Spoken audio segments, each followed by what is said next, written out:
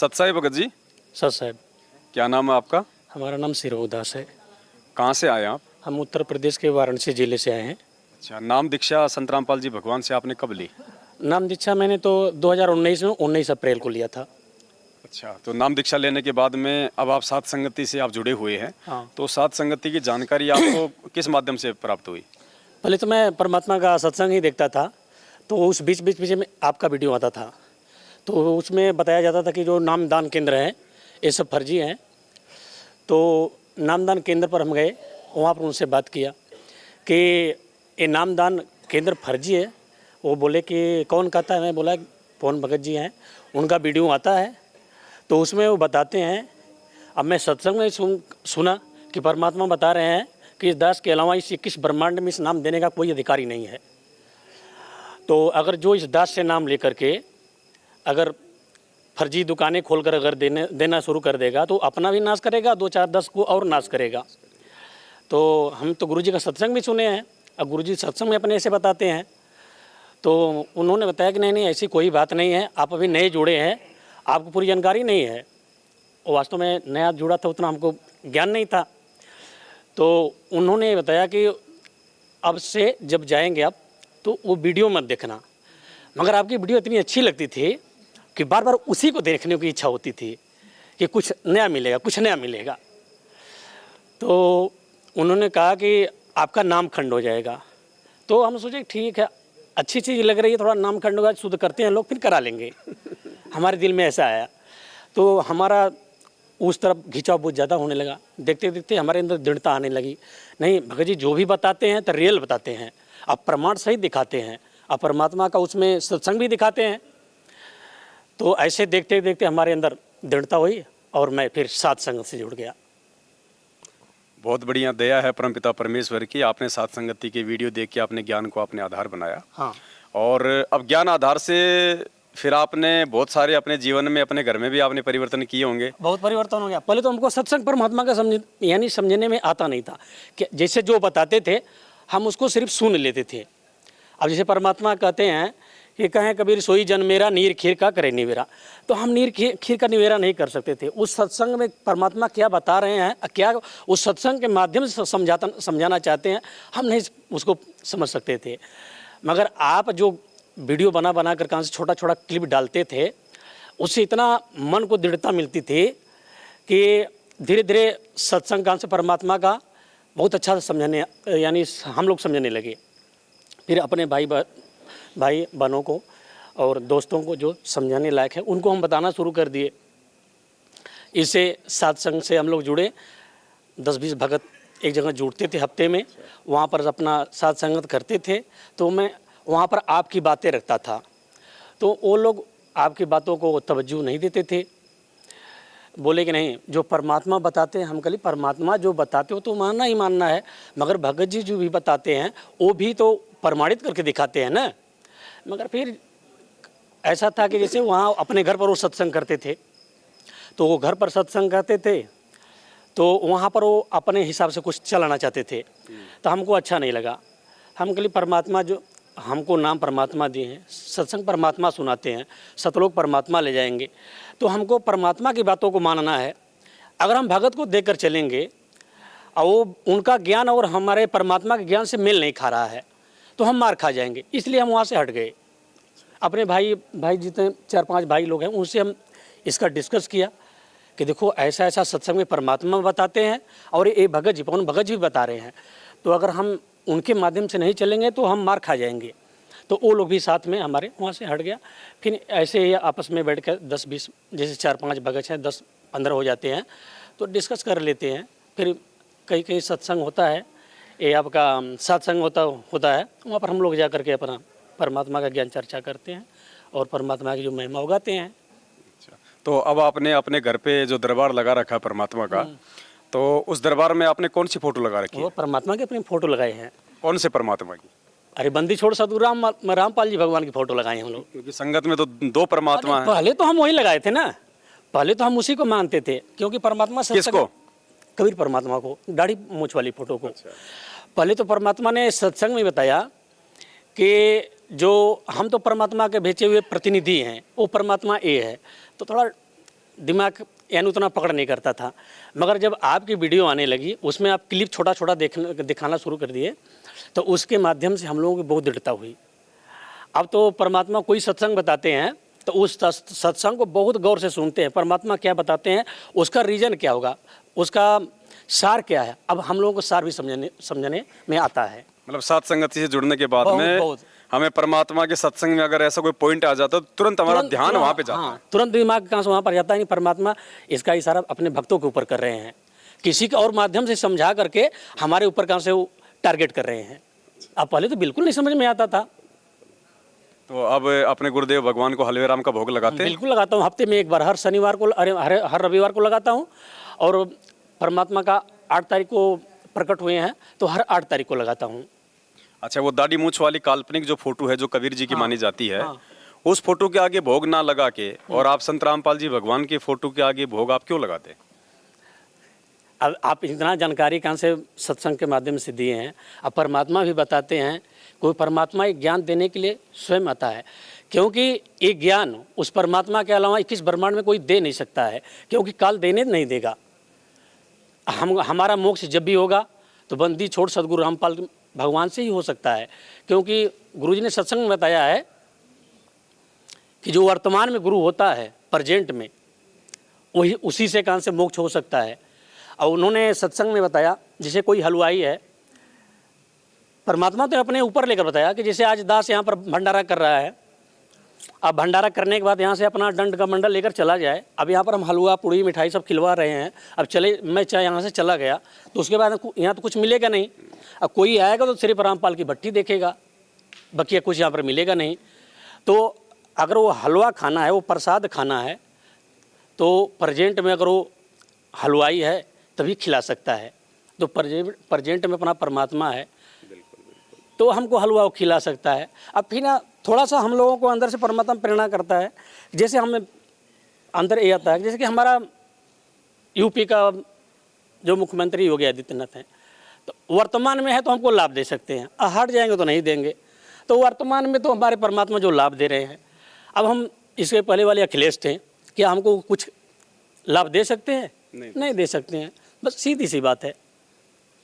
तो दया परमपिता परमेश्वर की आपने सात संगति से जुड़ के और ज्ञान को आधार बना के बहुत सारे जीवन में आपने ऐसे ऐसे वो डिसीजन लिए हैं, फैसले लिए हैं जो कि वर्तमान समय में बहुत ही ज़्यादा ज़रूरी है भक्ति मार्ग पे आगे बढ़ने के लिए।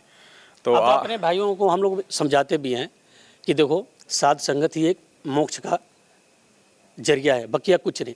क्योंकि परमात्मा साध संगत के माध्यम से हमको हंस बनाना चाहते हैं, और जो मेजरमेंट में जा रहे हैं उसको कंस बनाना चाहते हैं। क्योंकि उनके साथ जो जुड़ रहा है तो वो लठ लेकर चलते मारने के लिए पीछे वो भी जा रहे हैं, तो वो तो कंस वाला ही काम न कर रहे हैं। मगर हमारे तो साथ संग से जितने भी हैं, परमात्मा हमारा दुखी न हो। हम तो यही चाहेंगे ना, जैसे हमारा बच्चा गलती करता है, अगर कोई गलत काम करेगा हमको तकलीफ़ होता है, तो ऐसे हमको एहसास होता है कि अगर हम गलती करेंगे तो मेरा परमात्मा रूठेगा, उसको तकलीफ होगी। तो फिर उन आश्रमों में जो कभी बीजेपी को वोट डलवाए जाते हैं, कभी कांग्रेस को वोट डलवाए जाते हैं, रक्तदान है, देह दान है, आजकल तो राजनेताओं को भी काफ़ी संख्या में वो धर्म भंडारों के नाम पे आश्रमों में जो है वो बुलाने लग गए हैं ताकि उनके आश्रम आसानी से चले, कोई प्रशासन में कोई दिक्कत ना हो अपने स्वार्थ के लिए। तो ये सारी बातें तो मर्यादा तोड़ने वाली बातें हैं, क्योंकि संत रामपाल जी ने तो 28 वर्षों में कभी भी राजनीति को महत्व नहीं दिया, कभी भी किसी राजनीतिक पार्टी को वोट डालने का आदेश नहीं दिया, कभी भी उन्होंने इस प्रकार से राजनेताओं को इन्विटेशन कार्ड दे के भंडारे के नाम पे उन्होंने कभी नहीं बुलाया इस प्रकार से। तो इन सब के बारे में आप भगत समाज को आप क्या संदेशा देंगे? आप परमात्मा तो उदाहरण दे देकर, इतना उदाहरण, एक पॉइंट को समझाने के लिए परमात्मा ने 10 उदाहरण देते हैं। उन्होंने बताया कि भक्त को खिलाने से हमको लाभ होता है। उन्होंने उठाकर कान से गाय भैंस का हमको प्रमाण दिया कि जैसे भैंस है, गाय है, दूध देने वाली है, अगर उसको हम चारा खिलाएंगे तो उसको हमको लाभ देगी। जो दूध नहीं देती उसको खिलाने का क्या मतलब है, हमको लाभ नहीं मिलेगा। क्योंकि अगर भक्त भाई को खिलाएंगे उसका हमको रीजन तत्काल मिलेगा, क्योंकि भक्तों के पास में तो भक्ति है ना, भक्ति धन है, और उनके पास क्या है। तो ये जो भी लोग वहाँ पर करते हैं राजनेताओं को बुला करके, वो बिल्कुल गलत होता है ना। अब इसको तो भगत को सोचना चाहिए ना कि हमारा बाप क्या बता रहा है और ये मूर्ख क्या बता रहे हैं। ये तो भक्तों को सोचना चाहिए ना, मगर वही लकड़ी के फकीर बनकर चल रहे हैं। तो अभी एक शंका समाधान की जो पुस्तक आई है जिसमें लगभग 150 से ऊपर शंकाओं का समाधान है, आपने भी पुस्तक मंगवाई है? बिल्कुल मंगाई। मैं फ़ोन करके आपसे बात किया और हमारा नंबर लिए, फिर हमको वो किताबें मिल गई। तो बाकी जो भोला भगत समाज है बेचारा, जो सतलोक आश्रम मैनेजमेंट हरियाणा के दबाव में है, उनको डरा रखा है, धमका रखा है कि सात संगत के वीडियो देखोगे नाम खंड हो जाएगा, तुम्हें गुरुद्रोही कर दिया जाएगा। तो उन भाई बहनों के अंदर जो डर बैठा हुआ इस परमात्मा से जुड़ने के बाद भी, भगवान के संपर्क में आने के बाद में भी, जो सच्चाई को देखने से बेचारे जो है डर रहे हैं, वो हिचक रहे हैं, तो उन भाई बहनों के लिए आप क्या कहेंगे? हम क्या बताएं भगत जी, अगर जो परमात्मा के हंस हैं उनको तो कुछ पिछला संस्कार उनके साथ है वो तो समझ जाते हैं, मगर कुछ गलत संगत में पढ़ करके वो भ्रमित हो रहे हैं। परमात्मा तो बताते हैं, जैसे मेजरमेंट वही काम करता। परमात्मा की एक वाणी है कि अपना मन मूड़ा नहीं, चेला मूड़ा ढेर, गुरु भय गड़ेरिया सब चेला भय फेल, गली गली गुरुआ पुकारे हमसे मंत्र ले, और गली गली गुरुआ पुकारे हमसे मंत्र ले। और उसके बाद में बताते हैं, ऐसे कोई बाड़ी है तो यानी कि धोती न गोछा गया फाड़े में, चिलवा गया चूल्हा भाड़े में।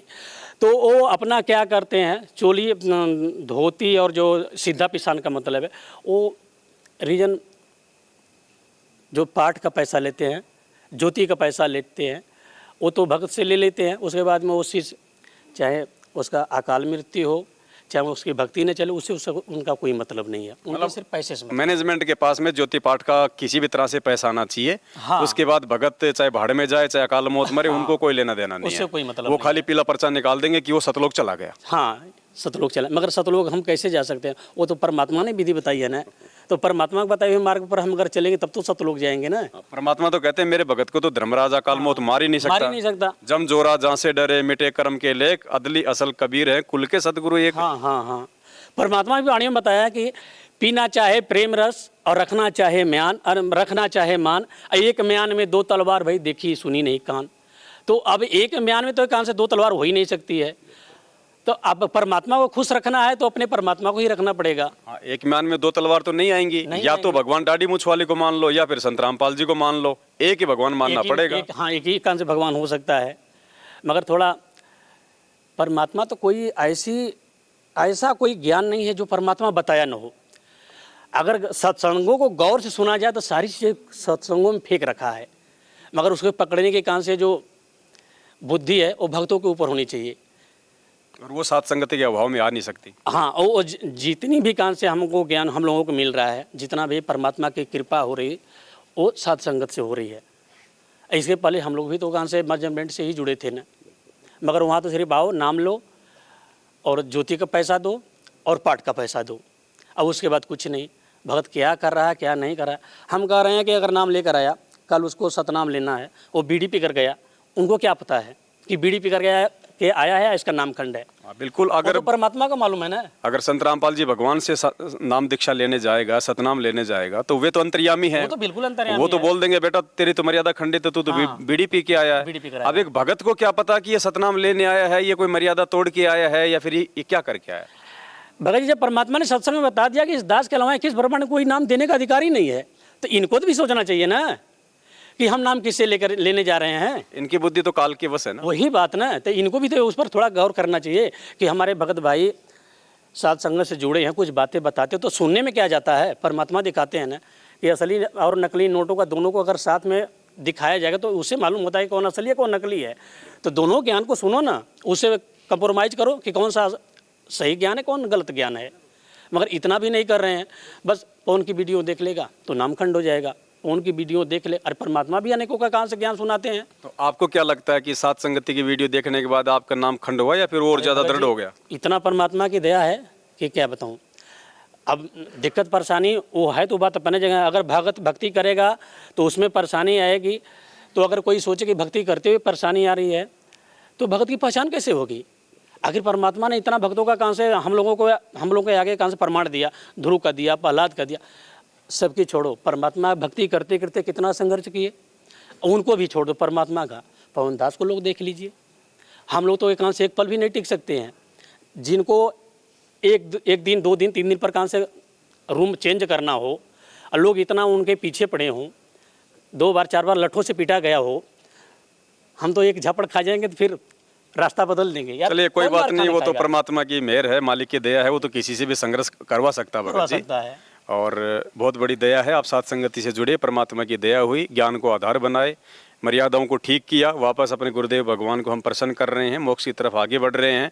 तो सभी भाई बहनों से हम विनती करेंगे जो ये देख रहे हैं इंटरव्यू, भाई ये प्यार और प्रेम का मार्ग है, एक परमात्मा के बच्चे हैं, गुरुदेव ने सबको समान ज्ञान दिया है और आज परमात्मा सबकी इस जेल में बैठ के जो है परीक्षा ले रहे हैं, झाड़ा ले रहे हैं। ज्ञान को आधार बनाने से, गुरु को भगवान मानने से और मर्यादाओं में रहने से और वो कर्म करने से, जिन कर्मों के करने से परमात्मा प्रसन्न होते हैं, तभी हमारा मोक्ष होगा। अन्यथा हम कितना ही प्रयास कर लें, कितना हम गुरुदेव के, हम परिवार वालों के हम पैरों में पड़ लें, कितना ही हम उन कोऑर्डिनेटरों की चापलूसी कर लें, कितना ही हम ज्योति पाठ का दान कर दें, कितना ही उन आश्रमों में हम जो है बल्कि सेवा कर लें, परमात्मा प्रसन्न नहीं होगा। जो कर्म, जो सेवा तुम करोगे तुम्हें उसका प्रतिफल मिल जाएगा। सेठ बना देगा परमात्मा इसी जन्म में, अगले जन्म में राजा महाराजा देवता बना देगा, लेकिन मोक्ष नहीं मिल पाएगा। और मोक्ष नहीं मिला तो क्या फ़ायदा फिर इतने पापड़ बेल के। तो सीधा सीधा मोक्ष परमात्मा के दया से साथ संगति से जुड़िए, एक नेक भगत बनिए, परमात्मा को आप प्रसन्न कीजिए और परमात्मा मेहर कर दे, परमात्मा प्रसन्न हो जाए तो फिर कहते हैं नुक्ते ऊपर रहिएगा, अरे करोड़ कर्म जल जा तुम्हारे। तो साथ संगति के अलावा भगत बनने का दूसरा धरती पे कोई रास्ता नहीं है। सत्साई भगत जी, बहुत बहुत धन्यवाद आपका।